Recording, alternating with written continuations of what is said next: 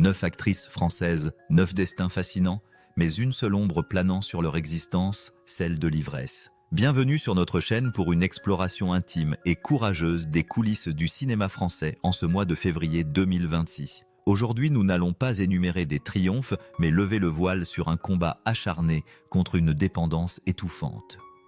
Derrière le glamour des tapis rouges et la perfection des images de papier glacé se cachent souvent des blessures invisibles que ces femmes ont tenté d'anesthésier par le refuge de la bouteille. La célébrité pour ces icônes s'est parfois transformée en une prison dorée. La solitude vertigineuse et la pression médiatique ont favorisé une dérive silencieuse et destructrice. Nous allons plonger dans la psychologie de ces artistes qui ont dû affronter leur propre image pour retrouver une dignité perdue dans les brumes de l'alcool. Préparez-vous à entendre une vérité brute sur une maladie qui ne respecte ni la beauté, ni le talent pur.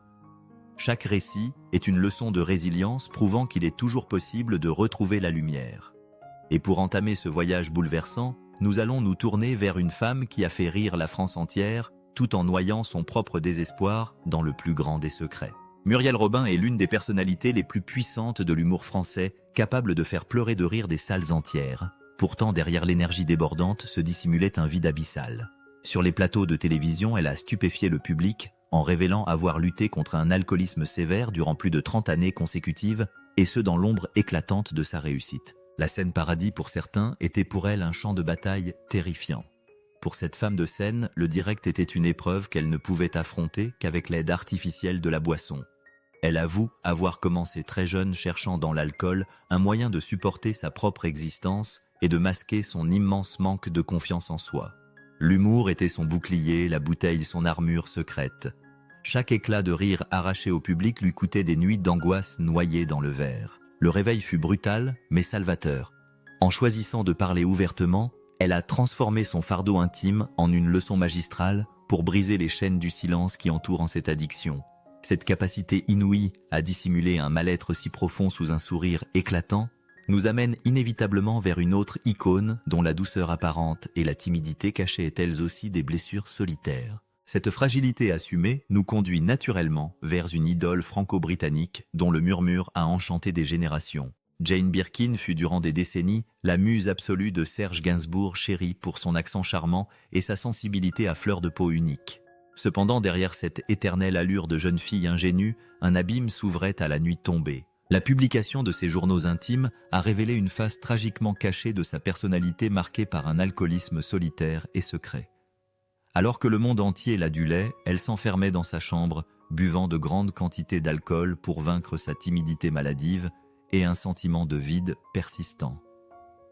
L'effervescence de sa gloire rendait ce contraste déchirant. Pour cette artiste plurielle, la bouteille devenait un refuge contre l'angoisse de la scène et la pression de l'image de perfection qu'elle devait sans cesse incarner. Elle couchait sur le papier la honte indicible de devoir dissimuler ses bouteilles vides à ses propres enfants. Cette lutte permanente pour maintenir les apparences a profondément meurtri son équilibre psychologique durant ses plus grandes années de carrière. Ce besoin désespéré de noyer ses angoisses loin des projecteurs nous entraîne inévitablement vers une toute autre descente aux enfers où la chute ne se murmure pas dans un journal, mais se fracasse violemment sur la place publique. Ce choc public porte un nom, Mathilde Seigneur. Appréciée pour sa gouaille et sa franchise qui tranchent avec le politiquement correct du cinéma français, elle incarne la femme forte par excellence. Cependant, sa vie a basculé en 2017, lorsqu'elle a été arrêtée après avoir percuté l'entrée d'un lycée avec sa voiture. Sous l'emprise totale de l'alcool, avec un taux record de 2,16 grammes par litre, la star s'est retrouvée brutalement confrontée à ses démons sous les flashs impitoyables des médias et le jugement de la justice. Pour cette actrice de tempérament, l'accident a agi comme un électrochoc terrifiant. Derrière le masque de la célébrité, l'épuisement professionnel l'avait sournoisement poussée vers des habitudes néfastes, transformant le réconfort illusoire du verre en une dangereuse spirale. Ce fait divers n'était pas qu'une simple erreur, mais le symptôme d'une détresse invisible aux yeux de ses proches. Obligée de présenter des excuses publiques, elle a entamé un chemin douloureux pour reconquérir sa dignité et la confiance du public. Si pour elle, l'addiction est née de la pression du succès, d'autres n'ont pas eu ce luxe dramatique. Loin des quartiers chics, la bouteille devient parfois l'unique rempart contre le froid glacial de la rue et le mépris d'une société totalement indifférente. Le contraste est vertigineux avec l'histoire de Corinne Maziero, devenue une star populaire grâce à son rôle emblématique de Capitaine Marlowe. Avant que son franc-parler et son allure atypique ne conquièrent des millions de téléspectateurs à travers le pays tout entier, elle a vécu des années de galère absolue. Dormant dans la rue, elle a lutté contre un alcoolisme lourd, non pas par goût de l'ivresse mondaine, mais simplement pour survivre à la nuit. Pour cette femme de caractère, l'alcool était une nécessité vitale pour supporter le froid, à en crever la faim tenaillante et le mépris social qui accompagne la vie de sans-abri dans les grandes villes indifférentes. La boisson agissait comme une couverture chimique face au désespoir de la précarité extrême. Aujourd'hui reconnue, elle explique que l'art dramatique a été son seul moyen de sortir de cette spirale destructrice et mortelle. Pourtant, elle décrit l'addiction comme une prison dont on ne s'évade jamais totalement, une ombre qui rôde. Ce parcours de combattante forgée dans la misère brute tranche radicalement avec les tourments d'une autre époque. Quittons les trottoirs glacés pour la mélancolie vertigineuse d'une légende du 7e art. Simone Signoret fut la première actrice française à décrocher un Oscar, marquant l'histoire du cinéma mondial par son talent et sa prestance absolument exceptionnelle. Cependant, l'éclat de cette couronne dorée s'est terni face aux outrages du temps et aux infidélités répétées de son époux Yves Montand. Pour cette géante du cinéma, le déclin physique était une blessure intime insupportable. Les témoignages de ses proches confirment que la star s'adonnait à la vodka dès le milieu de la matinée, une tentative désespérée pour noyer la perte de sa beauté légendaire d'autrefois. L'alcool était devenu un compagnon fidèle, un voile chimique, lui permettant de masquer une profonde tristesse intérieure derrière un masque de dignité aristocratique inébranlable devant les caméras. Elle refusait de se voir vieillir devant les objectifs, cherchant dans l'ivresse un moyen de figer son passé de jeune première inoubliable pour ses millions de fans. Malgré une intelligence politique et culturelle hors du commun, elle a fini par s'isoler. La solitude immense de cette icône cloîtrée dans sa demeure de campagne, loin du faste parisien, témoigne d'un cœur noyé dans les larmes et les regrets amers. Son regard, embué de mélancolie, contraste pourtant de manière saisissante avec une autre forme de dépendance bien plus sauvage. Quittons la tristesse résignée pour plonger tête la première dans le chaos incandescent d'une rébellion absolue. Béatrice Dalle a marqué le cinéma français dès son premier rôle dans l'incontournable 37 degrés, de Le Matin devenant instantanément le symbole d'une féminité sauvage et indomptable pour une génération entière de cinéphiles. Loin des salons feutrés et de la pudeur aristocratique, elle incarne la branche la plus radicale de notre récit. Pour cette actrice hors norme, la provocation était une règle de vie, et l'ivresse un moyen farouche d'affirmer sa liberté face aux contraintes d'une société jugée trop policée. Elle n'a jamais caché son goût prononcé pour les excès de toutes sortes, affirmant, avec une honnêteté rare et déconcertante, son lien complexe avec l'alcool durant sa jeunesse tumultueuse de star du rock'n'roll. Là où d'autres pleurent leurs démons, elle les a littéralement embrassés. Elle décrit sa vie nocturne non pas comme une maladie honteuse, mais comme un poème punk où la bouteille servait de carburant à sa créativité écorchée.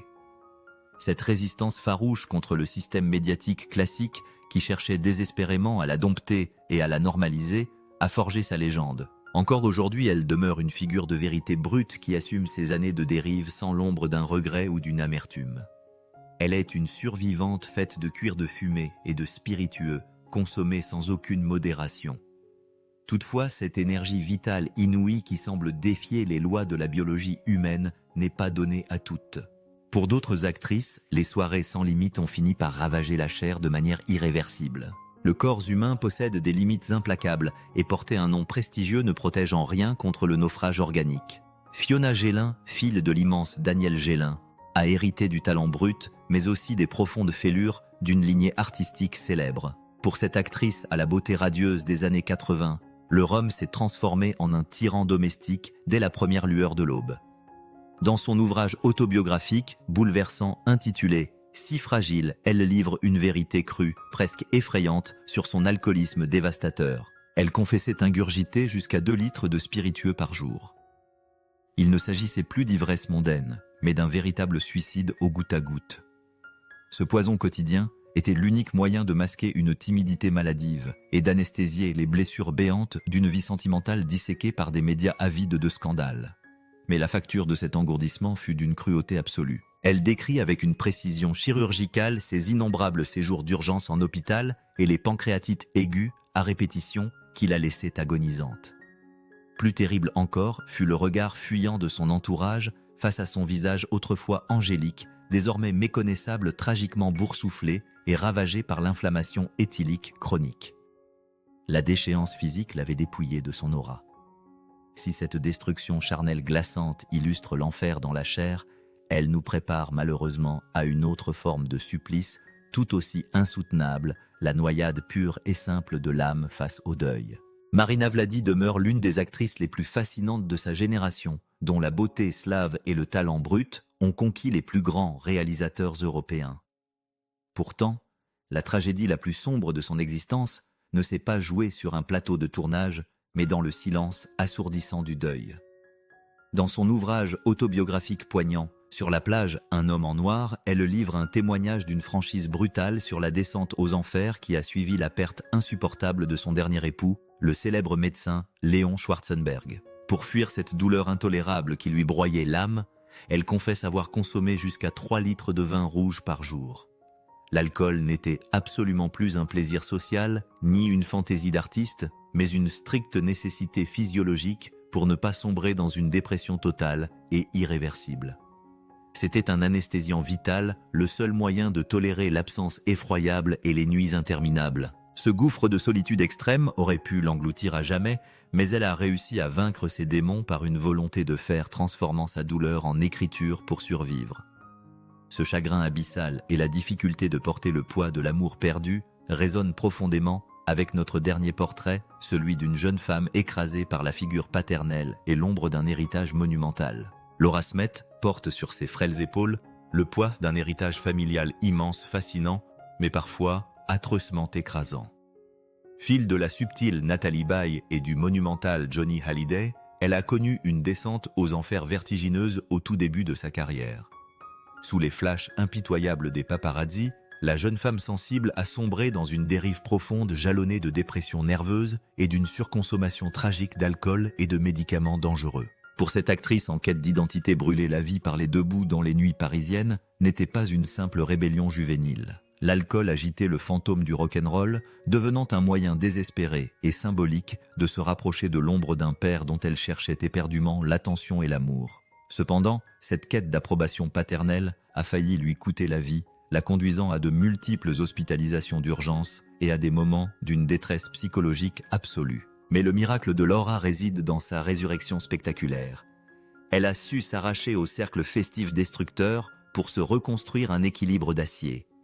En se réinventant comme réalisatrice et comédienne respectée pour son propre talent, elle a prouvé que l'on peut briser la malédiction des enfants de stars.